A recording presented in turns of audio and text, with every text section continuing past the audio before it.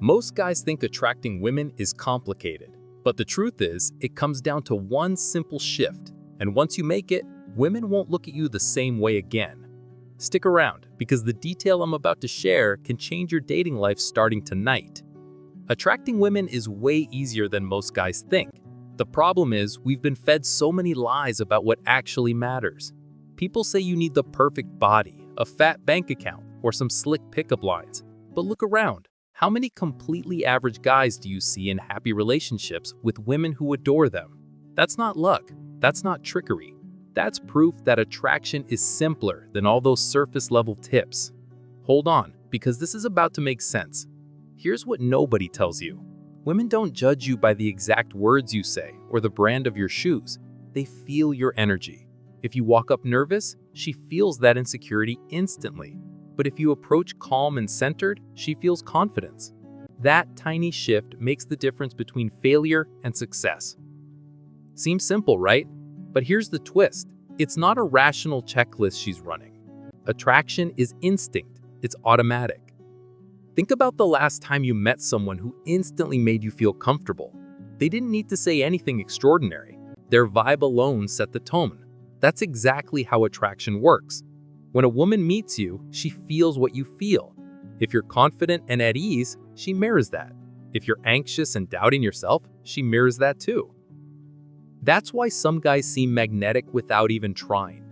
The biggest trap most guys fall into is putting her on a pedestal. They shower her with compliments, bend over backward, trying to prove they're worthy. But here's the catch. The harder you try to impress, the more you broadcast that you see yourself as below her. And the second you stop seeking approval, when you place yourself on equal ground, something rare happens. She feels drawn to you because you don't need her to feel valuable.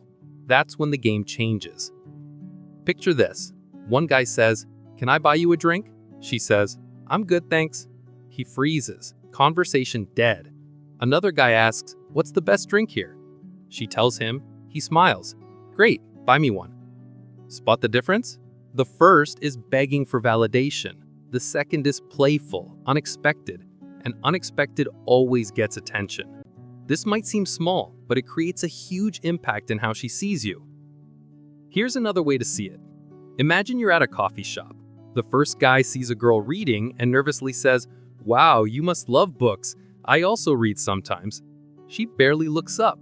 The second guy walks by, glances at the same book, and says with a grin, "Careful, that one's dangerous. It kept me up all night when I read it." He keeps moving, not waiting for approval. Who do you think she's more curious about? The second guy, because he didn't put her above himself. He created intrigue. And the hidden poison behind most rejections is this constant hunt for validation. The guy who's always trying to win approval is silently saying, "I only matter if you accept me." And guess what? That kills attraction on the spot. Because the moment she senses you're desperate for approval, you blend in with every other guy she's met. But the man who shows interest without begging for it, that's the guy who triggers her curiosity. And curiosity is the seed of attraction. I'll open a loop here and close it later. This little gap you create is exactly what makes her lean in. Now, let's talk rejection. Most guys treat it like the end of the world. They think one no defines them forever. But the men who consistently attract women, they understand rejection is nothing, just part of the process. Imagine two guys get shut down. One sulks and walks away crushed. The other laughs it off and says, "Wow, my mom did warn me about Angry Birds," and keeps it moving. Who looks more powerful? Wait until you see the consequence of this. Women pick up instantly when you're not attached to their reaction. That's magnetic. And here's the part most guys miss. How you handle rejection actually builds attraction long term. Think about it. If every time you get rejected you crumble, you're teaching yourself that you're powerless. But if you treat rejection as a small bump in the road, you become untouchable. Women notice that energy. Confidence is magnetic, but resilience, that's unforgettable. Another mistake is losing control just because she's attractive. So many guys act like her beauty automatically lowers their value, but it doesn't. Her looks don't erase your worth. When you stay calm, even throw in a playful challenge, something flips. Instead of you chasing her validation, she starts chasing yours. See how this connects to the next step? You stop being the pursuer and become the prize. Here's a clear picture. Imagine a stunning woman walks into a room. Most guys immediately trip over themselves to get her attention. But one man, he notices, smiles briefly, and keeps talking to his friends. That subtle indifference speaks volumes. She thinks, why isn't he chasing me like everyone else? And that thought alone sparks attraction. It's the scarcity effect in action. What's not handed out freely feels more valuable. And here's something most guys never admit. They settle. They take whatever they can get because they're afraid of being alone. It's like walking into a restaurant craving chicken, but they only have tomato soup. Instead of leaving to find what they actually want, they settle for the soup they didn't even want in the first place. Too many guys do this with women. A high-value man doesn't. He chooses. He doesn't just accept whoever comes along. He plays from abundance, not scarcity. Let me give you another example. Think about a guy who dreams of dating a woman who shares his values, his humor, his goals. But he convinces himself he's out of his league, so he settles for someone who barely meets half his standards. Over time, resentment builds. He feels trapped. Why? Because deep down, he knows he compromised. Contrast that with the man who waits, who keeps his standards, and finally meets someone truly aligned with him. That man didn't waste time settling, and women respect that discipline.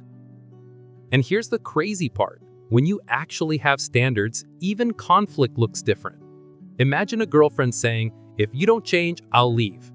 The average guy panics, apologizes, and does whatever she wants just to keep her. But the high-value man, he shrugs. Maybe you're right. Maybe another guy's a better match. And he walks. But here's the catch. Instead of losing respect, he gains it because he just proved his principles matter more than his fear of losing her. This mindset isn't arrogance, it's self-respect. And women pick up on that instantly. They might test you, they might push back. But when you stand your ground, you show strength. And strength, real, calm strength, is magnetic. And this is where so many guys mess up. They hand out attention like it's free samples. But here's the truth. Anything that comes too easy loses value. If you're an open book from the start, she reads you once and gets bored. But if you show interest while mixing in a little challenge, suddenly she's thinking, who is this guy? That's only half the story though. The other half is making her feel like she has to win your attention. That's what hooks her. Picture this dynamic. The average guy says, "You're so pretty, I'd love to take you out." She hears that 10 times a week. The high-value man says, "You're pretty, sure, but I'm not sure we'd even get along. You seem a little too much of a goody two-shoes for me." What happens? She laughs, maybe even argues, but inside she's thinking, wait, why isn't he convinced about me? And that tension builds attraction.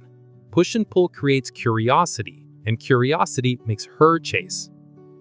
Now, one of the biggest mistakes guys make is changing who they are to fit into her world. They give up hobbies, opinions, even their style just to please her. But that's like being a dead fish floating downstream.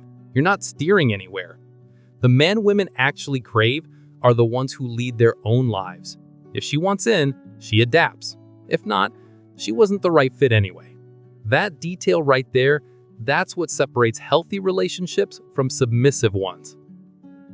Think about it this way. A guy loves playing guitar, but his girlfriend says it's a waste of time. He quits, thinking it'll make her happier. Months later, she loses interest anyway, because the very passion that made him attractive is gone. Contrast that with the man who keeps playing, keeps pursuing his interests, and invites her to be part of his world. Either she adapts or leaves. Either way, he stays true to himself, and that's what makes him magnetic. At the end of the day, it all comes down to mindset. The high-value man doesn't beg for attention, doesn't put her on a throne, and doesn't settle for less than he deserves. He sees abundance, not scarcity. And once you flip that switch, you realize attracting women was never about perfect lines or fake tricks. It's about how you carry yourself. Here's the twist. The secret isn't impressing her. It's sparking curiosity. When you finally understand that women feel what you feel and that your value isn't dependent on chasing, everything changes. You might think you've got it now, but hold on, because the difference between being forgettable and unforgettable comes down to this very shift. That's the climax. That's the line that divides average guys from the ones she'll never forget. And if this clicked for you, then in Stop Being the Nice Guy, Be the Gentleman She Remembers, I'll show you exactly why being predictable kills attraction and how to become the man she craves. Click over and watch it now.